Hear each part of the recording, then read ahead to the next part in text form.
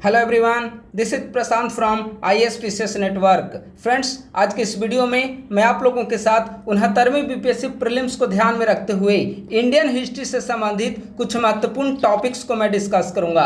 जैसा कि आप सभी जानते हैं कि 30 सितंबर को बीपीएससी की 69वीं प्रीलिम्स परीक्षा आयोजित की जाएगी। तो इस दौरान अभी से जो आपका समय बचा है उसमें इंडियन हिस्ट्री के कौन कौन से महत्वपूर्ण टॉपिक्स को आप तैयार करें, जहां से बार बार प्रीलिम्स में प्रश्न पूछे जा रहे हैं, उन टॉपिक्स को मैं डिस्कस करूंगा। इसके अलावा एनसीईआरटी की जो भी इंडियन हिस्ट्री की बुक्स है, चाहे वह एंशिएंट हिस्ट्री, मेडाइवल हिस्ट्री या फिर मॉडर्न हिस्ट्री की बिपिन चंद्रा की बुक हो, उन बुक्स से कौन कौन से महत्वपूर्ण चैप्टर आपको कवर करना है, इसी वीडियो में हम लोग उसे भी डिस्कस करेंगे। लेकिन आइए सबसे पहले हम लोग सेक्शन वाइज तीनों सेक्शन का Indian ancient history, medieval history और मॉडर्न हिस्ट्री, इन तीनों सेक्शन में कौन कौन से महत्वपूर्ण चैप्टर हैं जहां से बार बार प्रश्न पूछे जा रहे हैं और आपको 69वीं बीपीएससी प्रीलिम्स के लिए तैयार करके जाना है, उन चैप्टर्स को आगे हम लोग डिस्कस करते हैं।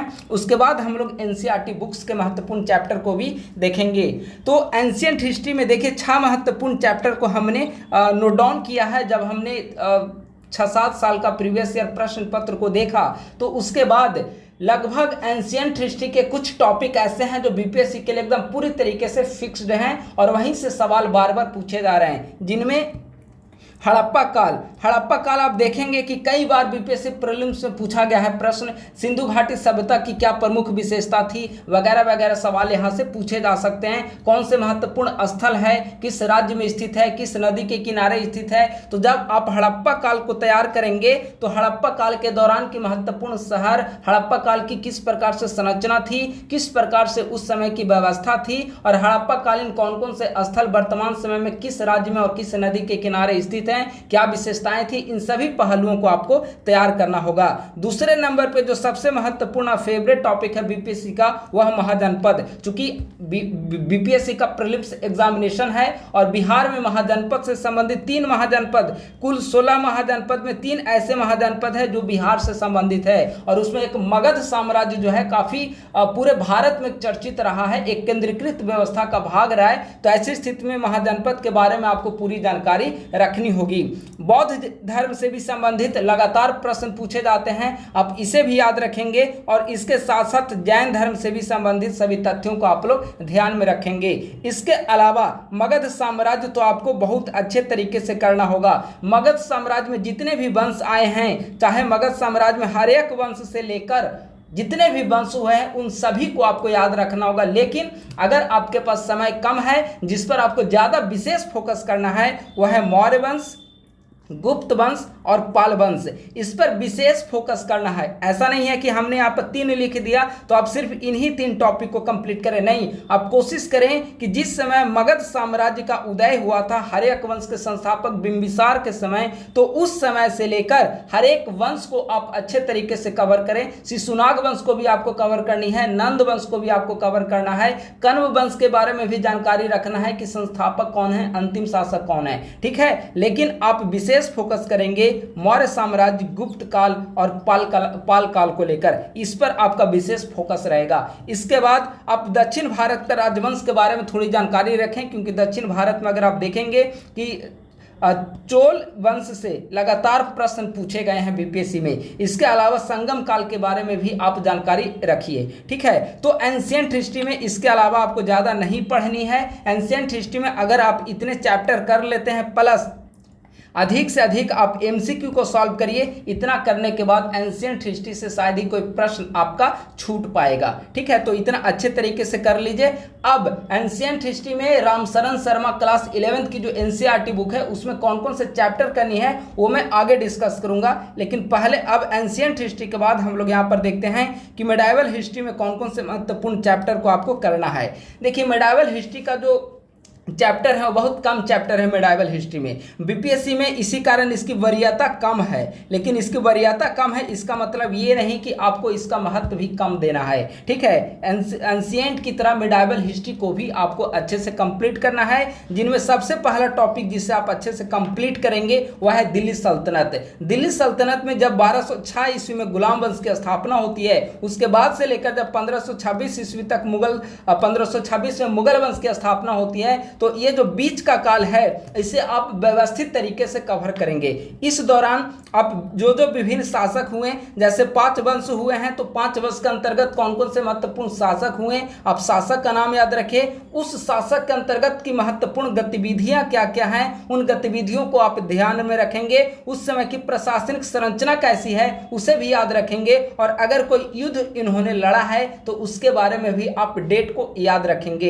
ये जो 5 वंश हैं, 5 वंश में से सबसे ज़्यादा जो महत्वपूर्ण है वह है खिलजी वंश और तुगलक वंश। खिलजी वंश में आप देखेंगे कि अलाउद्दीन खिलजी से लगातार सवाल बीपीएससी में पूछा गया है। कई बार अलाउद्दीन खिलजी की जो बाजार व्यवस्था है उसके बारे में पूछा गया, या फिर जो उस समय देखेंगे कि दिल्ली सल्तनत के अंतर्गत जो गुप्तचर व्यवस्था है, या कौन से विभाग किससे संबंधित है, तो आप इन सभी चीज़ों को ध्यान रखेंगे। ये प्रशासनिक संरचना के अंतर्गत विभाग आएगा, ठीक है। इसके अलावा तुगलक वंश भी काफ़ी इंपॉर्टेंट है, चाहे वह फिरोज शाह तुगलक एफएसटी हो, या मोहम्मद बिन तुगलक एमबीटी हो, या फिर गयासुद्दीन तुगलक जीएसटी, मतलब जो भी तुगलक वंश से संबंधित शासक है, इन दोनों पर आपको ज़्यादा फोकस करनी है, खिलजी और तुगलक। संक्षिप्त जानकारी आप गुलाम वंश के बारे में भी रखें, लोधी वंश के बारे में भी रखें, जो भी महत्वपूर्ण 5 वंश है उन सब के बारे में आप जानकारी रखें, लेकिन विशेष फोकस आपको खिलजी वंश और तुगलक वंश पे करना है।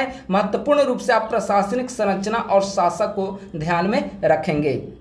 अगला मुगल काल। मुगल काल देखेंगे कि बहुत बड़ा है, इसमें कई सारे शासक हुए हैं। बाबर से लेकर औरंगजेब जो परवर्ती, उसके बाद परवर्ती मुगल हो जाते हैं, तो बाबर से औरंगजेब का काल बहुत इंपॉर्टेंट है। इसमें बीच में जो शेर शाह सूरी, देखिए बाबर से सवाल बहुत कम पूछता है, बाबर और हुमायूं, तो इसको नेग्लेक्ट भी आप कर सकते हैं। अगर आप घटना चक्र भी उसके लिए पढ़ लेंगे तो पर्याप्त है, उसके लिए कोई बुक पढ़ने की आवश्यकता नहीं है। शेर शाह सूरी ये मुगल काल के शासक तो नहीं है, लेकिन इसी दौरान हुमायूं के बाद शेर शाह का शासन आता है, तो हमने यहाँ पर लिख दिया है ये ऐसे सूरी वंश का शासक है, ठीक है, लेकिन हमने लिख दिया ताकि आप सिलसिलेवार रूप से पढ़ें तो शेर शाह को वरीयता दें। शेर शाह सूरी से सवाल पूछा जा सकता है। अकबर काफी इंपॉर्टेंट है मुगल साम्राज्य के अंतर्गत। अकबर की जो भी नीतियां रही है उसे जजिया कर के बारे में अब जो कब समाप्त किया गया, ठीक है, तीर्थयात्रा कर कब समाप्त किया गया, अकबर की संरचना कैसी थी, विभाग उस प्रकार के उस समय कौन कौन से थे, इन हर एक चीजों के बारे में आपको जानकारी रखना है। उसकी नीतियां किस प्रकार की थी, ठीक है। तो अकबर के बाद जहांगीर, उसके बाद शाहजहां और औरंगजेब के समय दक्षिण की नीति क्या थी, दक्षिण भारत के कौन कौन से राज्यों को, प्रांतों को औरंगजेब ने मुगल साम्राज्य में मिलाया था, गोलकुंडा वगैरह, तो इसे भी आपको जानना है। यानी कि मुगल साम्राज्य के अंतर्गत जो भी महत्वपूर्ण शासक हुए उन शासक में से इन 5 शासक को आप काफ़ी अच्छे तरीके से कंप्लीट कर लीजिएगा, ठीक है। इससे सवाल पूछने की संभावना है, इसके बाहर सवाल पूछने की संभावना नगण्य है, ठीक है। ये दिल्ली सल्तनत हो गया, ये मुगल है। मराठा के बारे में आप जानकारी रखिए। मराठा चूंकि आप इसका कई सारे प्रश्न इस पर पूछे भी गए हैं, और आंग्ल मराठा युद्ध वगैरह आप मॉडर्न हिस्ट्री में भी पढ़ते हैं, तो उसको लिंक करके आप अच्छे से कर सकते हैं। तो मराठा आप पूरा पढ़िए। 1674 ईस्वी में शिवाजी के स्थापना के समय से लेकर 1802 में जो बेसिन की संधि होती है उस समय तक का मराठा का जो अवधि रहा है वो काफ़ी इंपॉर्टेंट है। इसमें बेसिकली 3 शासक जो पेशवा आए हैं, पेशवा के रोल को आपको जानना बहुत आवश्यक है। बाजीराव प्रथम, बालाजी बाजीराव, बालाजी विश्वनाथ, ये 3 जो पेशवा हैं उसके बारे में आपको जानना आवश्यक है। कौन कौन से महत्वपूर्ण संधि हुई है, पुणे की संधि कब हुई है, इन सभी चीज़ों को, बेसिन की संधि कब हुई है, ठीक है, इन सभी चीज़ों को आपको याद रखना है मराठा में। इसके अलावा जो मराठा का जो एक अपना जो मंत्रिमंडल होता था जिसमें संभवतः 8 सदस्य होते थे, तो उसको भी आपको ध्यान में रखना है कि विदेश विभाग किसके अंतर्गत होता था और धर्मवाला किसके अंतर्गत होता था, ये सब आप याद रखिएगा। संभवतः ये अष्ट प्रधान कहलाता है। अगला है विजयनगर साम्राज्य। विजयनगर साम्राज्य मिडाइवल हिस्ट्री के अंतर्गत बहुत इंपॉर्टेंट टॉपिक है। हालांकि बीपीएससी में प्रश्न कम आते हैं, लेकिन बहुत इंपॉर्टेंट टॉपिक है विजयनगर साम्राज्य। विजयनगर साम्राज्य आप अच्छे से करेंगे, और अगर समय कम हो तो कृष्णदेवराय वगैरह जो शासक हैं, कौन से विदेशी यात्री किस शासक के समय आए हैं उसका भी नाम आप याद रखिएगा। विदेशी यात्री और उस समय वहाँ का शासक कौन था, ठीक है, विदेशी यात्री और वहाँ का शासक कौन था, इसे आप याद रखिएगा। और प्रमुख युद्ध जो भी लड़े गए हैं, टालीकोटा का युद्ध वगैरह, या फिर आप पानीपत का प्रथम युद्ध ले लेंगे, या फिर तराइन का प्रथम युद्ध, तराइन का द्वितीय युद्ध, चंदावर, पेशावर, कई सारे युद्ध हुए हैं। उन सभी युद्धों को आप डेट याद रखिए, किसके किसके बीच हुआ है और विजयी कौन हुआ, पराजय किसको देखने को मिली और युद्ध का परिणाम क्या हुआ। ठीक है, तो आप इन सभी चीजों को आप अच्छे तरीके से याद करेंगे। यह है मेडाइवल हिस्ट्री। मेडाइवल हिस्ट्री पे बीपीएससी में कम प्रश्न पूछे जाते हैं, तो आपसे भी उम्मीद है कि आप भी थोड़ा कम ध्यान दें, लेकिन इग्नोर बिल्कुल मत करें। अभी बाद में मैं चैप्टर को मैं डिस्कस कर दूंगा। अगला है मॉडर्न हिस्ट्री। देखिए, बीपीएससी में जो भी हिस्ट्री में प्रश्न पूछे जाते हैं, उनमें सर्वाधिक संख्या में जो प्रश्न है वो आपका मॉडर्न हिस्ट्री, आधुनिक भारत के इतिहास से प्रश्न पूछे जाते हैं। आधुनिक भारत के इतिहास को अच्छे तरीके से आप कंप्लीट कर पाएं, इसके लिए इसे हमने दो भागों में डिवाइड कर दिया है। पहला 1885 से पूर्व का पूर्व का भारत, और दूसरा 1885 के बाद का भारत। 1885 हमने बीच में इसीलिए रखा क्योंकि 1885 ईस्वी में ही इंडियन नेशनल कांग्रेस, भारतीय राष्ट्रीय कांग्रेस की स्थापना होती है, और भारतीय राष्ट्रीय कांग्रेस की स्थापना के बाद से ऐसा माना जाता है कि भारतीय एकजुट होकर ब्रिटिश सरकार के खिलाफ आंदोलनरत हुए, और इसके बाद देखेंगे कि कई सारे आंदोलन ब्रिटिश सरकार के खिलाफ भारतीय इतिहास में किए गए हैं। ठीक है, तो सबसे पहले 18 से पूर्व का काल अगर देखा जाए तो 1885 से पूर्व का काल अगर आप देखते हैं तो 1885 से पूर्व के काल में जब ब्रिटिश या यूरोपीय भारत आए थे, तो उस समय यूरोपीय में सबसे ज्यादा प्रमुख कौन रहे? अंग्रेज के बारे में हमें सबसे ज्यादा जानकारी रखनी है। तो ब्रिटिश साम्राज्य का विस्तार किस प्रकार से हुआ, किस प्रकार से ब्रिटेन ने भारत में आने के पश्चात एक एक करके सभी प्रांतों को हड़प लिया, और उसके बाद उन्होंने पैन इंडिया, पूरे भारत पर अपना साम्राज्य स्थापित किया। अगर इस दौरान आप देखेंगे तो बंगाल में उनका किस प्रकार से साम्राज्य विस्तार हुआ, मराठा के बीच किस प्रकार से उनका साम्राज्य विस्तार हुआ, मैसूर में उन्होंने किस प्रकार से मैसूर की सीमा को अपने राज्यों में मिलाया। तो इन तीन जो प्रांत है वह काफी ज्यादा इंपॉर्टेंट है। लेकिन आप ब्रिटिश साम्राज्य विस्तार के बारे में, फैक्ट्री के बारे में, कौन सी फैक्ट्री कब स्थापित हुई, कहां पे स्थापित हुई, इसके बारे में भी आप संक्षिप्त जानकारी रखेंगे।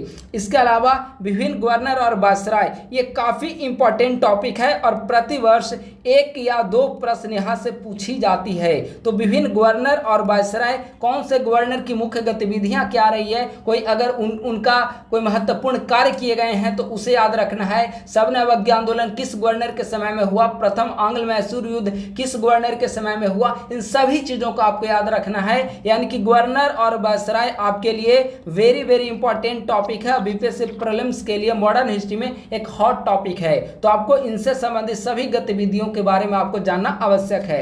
अगला ब्रिटिश भू राजस्व नीति, जो ब्रिटिश काल के दौरान भू राजस्व नीति रही है, रैयतवाड़ी, महलवाड़ी, अस्थाई बंदोबस्त, इन तीनों के बारे में आपको अच्छे से जानकारी रखनी है। कितने प्रतिशत क्षेत्र पर किसका रहा है, कौन कौन से क्षेत्र में किस गवर्नर जनरल के समय में इंप्लीमेंट करने वाले कौन से अंग्रेज थे, इन सभी चीजों के बारे में आपको जानना आवश्यक है। अगला विभिन्न जनजातीय विद्रोह, जब आप आधुनिक भारत को कंप्लीट कर रहे होंगे तो विभिन्न जनजातीय विद्रोह और 1857 के विद्रोह के बिना आपका मॉडर्न हिस्ट्री कंप्लीट नहीं हो पाएगा। तो विभिन्न जनजातीय विद्रोह, किसान आंदोलन जो भी हुए हैं उसके बारे में आप जानकारी रखिए, चाहे वह बिरसा मुंडा से लेकर संथाल कोई भी विद्रोह हो, उसके बारे में आपको अच्छे से कब हुआ, कहाँ हुआ, किसके नेतृत्व में हुआ और क्यों हुआ, इसके आपको जानकारी रखना है। इसके बाद 1857 का विद्रोह आइए। 1857 का विद्रोह जो है वह बीपीएससी के लिए एक फेवरेट टॉपिक है। इसके अंतर्गत कहाँ महत्वपूर्ण युद्ध हुए, इनका नेतृत्व करता कौन था, 1857 का विद्रोह का किस क्षेत्र में किसने नेतृत्व किया, वहां पर कौन से अंग्रेज कमांडर की महत्वपूर्ण भूमिका रही है। ठीक है, तो इन सभी चीजों को, जैसे बिहार में ले लें जगदीशपुर का एरिया, झांसी लें, दिल्ली है, लखनऊ है, कई सारे एरिया है, उन सभी चीजों को नेतृत्वकर्ता का नाम आप याद रखिए, किस अंग्रेज की महत्वपूर्ण भूमिका रही और कब वहां पर अंग्रेज ने अपना शासन स्थापित किया। इसके अलावा भी 1857 के विद्रोह से संबंधित कई सारे फैक्ट्स हैं, कब प्रारंभ हुआ, मंगल पांडे को फांसी कब दी गई, बैरकपुर छावनी से कब प्रारंभ हुआ, कब प्रारंभ का डेट रखा गया था। ठीक है, इन सभी चीजों को आपको अच्छे से याद रखना है। यानी कि 1857 के विद्रोह के बारे में जो भी महत्वपूर्ण टॉपिक फैक्ट्स मिले उसे आप याद रखिए। अगला है बस 1885 के बाद अब शुरू कर रहे हैं। 1885 में आईएनसी की स्थापना होती है। तो आईएनसी की स्थापना के महत्वपूर्ण सम्मेलन कौन कौन से हैं इंडियन नेशनल कांग्रेस के अंतर्गत, ठीक है। जैसे 1907 का सूरत अधिवेशन है, कब हुआ, कहाँ हुआ, किसने इसकी अध्यक्षता की। 1905 का है बनारस अधिवेशन, 1906 का कलकत्ता अधिवेशन। इन सब कहाँ हुए, कहाँ किसने इसकी अध्यक्षता की थी और क्या डिमांड थी, इन सभी चीज़ों को, जैसे असहयोग आंदोलन की स्वीकृति किस सम्मेलन में दी गई, अध्यक्षता किसने की थी। इसी प्रकार से पूछा जा सकता है कि भारत छोड़ो आंदोलन की स्वीकृति किस भारतीय राष्ट्रीय कांग्रेस के किस अधिवेशन में दी गई थी। यानी कि इंडियन नेशनल कांग्रेस के जितने भी महत्वपूर्ण सम्मेलन हैं उसे आपको याद रखना है। इसके अलावा आईएनसी के बारे में कई सारे टिप्पणी काफी ज्यादा महत्वपूर्ण है। लॉर्ड डफरिन की टिप्पणी महत्वपूर्ण है, तिलक ने भी इन पर टिप्पणी किया भारतीय राष्ट्रीय कांग्रेस को लेकर, अरविंदो घोष की भी टिप्पणी है, लाला लाजपत राय की भी टिप्पणी है। तो उन टिप्पणी को भी आप लोग अच्छे से याद रखेंगे। अगला बंगाल विभाजन, ये चूंकि राष्ट्रीय आंदोलन आ रहा है, आप लोग कोशिश करिएगा कि राष्ट्रीय आंदोलन 1885 के बाद हर एक पॉइंट को पढ़ें। अगर इंपॉर्टेंट पॉइंट को मैं यहाँ पर डिस्कस करूं, लेकिन आपको 1885 के बाद हर एक घटनाओं को पढ़ना है। इंपॉर्टेंट पॉइंट में बंगाल विभाजन है, स्वदेशी आंदोलन, विभिन्न क्रांतिकारी गतिविधियां, इसमें भारत और भारत के बाहर जो भी क्रांतिकारी गतिविधियां हैं उनके बारे में आपको अच्छे से कंप्लीट करना है। रॉलेट एक्ट है, जालियांवाला बाग हत्याकांड है और गांधी युग आता है। इसके बाद गांधी युग में देखेंगे कि 1919 से लेकर 1947 तक का चरण है वह गांधीयन इरा के नाम से जाना जाता है। इसमें चंपारण, असहयोग, नमक सत्याग्रह, यहाँ पे एक भारत छोड़ो आंदोलन छूट गया है, आप लोग इसे ऐड कर लें, भारत छोड़ो आंदोलन। इतना आप लोग याद कर, इतना अगर आप लोग कवर कर लेते हैं तो आपका इंडियन हिस्ट्री पूरा कंप्लीट हो जाएगा। अंत में विभिन्न पत्र पत्रिका और संगठन को भी आप लोग अच्छे से याद कर लेंगे, कौन से पत्रिका के संपादक कौन थे, कहाँ से पब्लिश किया गया, इन सभी को भी अच्छे से आप याद कर लेंगे। तो ये 25 महत्वपूर्ण टॉपिक हो गए आपका इंडियन हिस्ट्री 469 बीपीएससी प्रीलिम्स। अब आते हैं, अगर आप इंडियन हिस्ट्री के लिए एनसीईआरटी बुक को पढ़ने में इंटरेस्ट रखते हैं तो अब चूंकि समय कम है तो यहाँ पर इंपॉर्टेंट चैप्टर को ही मैं डिस्कस कर रहा हूँ जो आपको पढ़ना हो।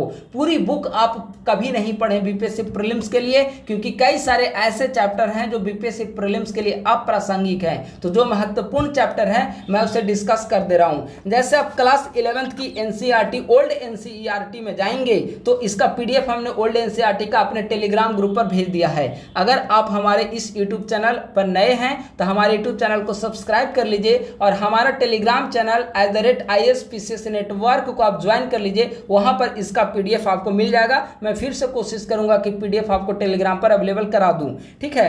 तो क्लास 11th की ओल्ड एनसीईआरटी बुक है रामशरण शर्मा की एंशिएंट हिस्ट्री की। ये काफी महत्वपूर्ण बुक है और अगर आप ये कर लेते हैं तो इसके अलावा आपको पढ़ने की आवश्यकता नहीं होगी। इसके अलावा सिर्फ आपको घटना चक्र से प्रश्न सॉल्व करना है। तो इसमें अगर आप देखेंगे तो कुल 27 चैप्टर हैं, तो सभी चैप्टर आपको नहीं पढ़नी है। जिन चैप्टर पर आपको फोकस करना है उनमें पहला है चैप्टर नंबर 3, इसमें इतिहास के स्रोत के प्रकाश और इतिहास निर्माण के बारे में कहा गया है। इससे ज़्यादा महत्वपूर्ण है चैप्टर नंबर 7 हड़प्पा संस्कृति। ये वेरी वेरी इंपॉर्टेंट टॉपिक है, आपको इसे अच्छे से करना है। अध्याय 8 आर्यों का आगमन, इसे भी आपको अच्छे से करना है। अध्याय 10 जैन और बौद्ध धर्म, अभी हमने एंशिएंट हिस्ट्री का जो टॉपिक बताया उसमें जैन और बौद्ध धर्म को भी बताया था। तो क्लास अध्याय 10 आप अच्छे से कर लेंगे। अध्याय 11 जो है महाजनपद एवं मगध साम्राज्य है। महाजनपद, इसमें कई जो 16 महाजनपद हैं और मगध साम्राज्य इसके बारे में अच्छे से लिखा हुआ है, आप इसे अच्छे से करेंगे। वेरी वेरी इंपॉर्टेंट टॉपिक है क्लास 11th की चैप्टर 11। चैप्टर नंबर 14 प्लस 15 ये दोनों मौर्य युग से संबंधित हैं और चैप्टर नंबर 20 और 21 ये दोनों गुप्त काल से संबंधित हैं। ये दोनों जो टॉपिक हैं वेरी वेरी इंपॉर्टेंट टॉपिक है और बीपीएससी प्रीलिम्स के लिए हॉट टॉपिक्स की श्रेणी में आएंगे, ठीक है। अगला अध्याय 23 हर्षवर्धन और उसका काल और अध्याय 24 दक्षिण भारत के राज्य चोल, चेर, पांड्य, ये सब जो हैं वो 24 में आएंगे। तो ये सारे अगर चैप्टर देखा जाए, कितने चैप्टर यहाँ पे हुए हैं, 1 2 3 4 5 6 7, 8, 9, 10, 11, तो कुल 27 चैप्टर में आपको 11 चैप्टर जो है वह रामशरण शर्मा की एनसीईआरटी बुक से पढ़नी है। अगर आप इतना पढ़ लेते हैं, इतना पढ़ने के बाद आप घटना चक्र से सारा प्रीवियस ईयर को सॉल्व कर लीजिए, इतना कर लेते हैं तो एंशिएंट हिस्ट्री में आपको कुछ भी करने की आवश्यकता नहीं है। ठीक है, तो आप इसे अच्छे तरीके से कवर कर लें। एंशिएंट के बाद आता है मेडाइवल हिस्ट्री। देखिए, मेडाइवल हिस्ट्री के लिए हमने यहाँ पर एनसीईआरटी को डिस्कस नहीं किया। कारण यह है कि बीपीएससी में मेडाइवल हिस्ट्री से बहुत कम प्रश्न पूछे जाते हैं और सिर्फ 2-4 प्रश्नों के लिए आपको एनसीईआरटी पढ़ने में आपका समय व्यर्थ हो जाएगा। अब समय आपके पास कम है। एनसीईआरटी मेडाइवल हिस्ट्री की बहुत मोटी बुक है और अब कंप्लीट करना थोड़ा संभव नहीं है, इसीलिए मैं उसका चैप्टर यहाँ पर नहीं बता रहा हूँ। ये जो 2-4-5 प्रश्न मेडाइवल हिस्ट्री से पूछे जाते हैं वो आप कहीं से भी पढ़ सकते हैं। जैसे आप घटना चक्र से रिवीजन कर लीजिए, इसके अलावा आप चाहेंगे तो लूसेंट से भी आपका कंप्लीट हो जाएगा। आप क्रॉन को पढ़ना चाहें तो वहां से भी कंप्लीट हो जाएगा। यानी कि लूसेंट प्लस क्रॉन, ये लूसेंट या क्रॉन, ये दो में से कोई एक बुक प्लस घटना चक्र आप इसे कर लीजिएगा तो मध्यकालीन भारत से प्रश्न आपके नहीं छूट पाएंगे, प्लस बीपीएससी का प्रीवियस ईयर क्वेश्चन पेपर। इसके अलावा आपको मध्यकालीन भारत में करने की आवश्यकता नहीं है। अब समय कम है, इसीलिए मैं इसका एनसीईआरटी चैप्टर नहीं डिस्कस कर रहा हूं, क्योंकि वो पढ़ना अब आपके लिए अच्छा समझदारी भरा कदम नहीं होगा।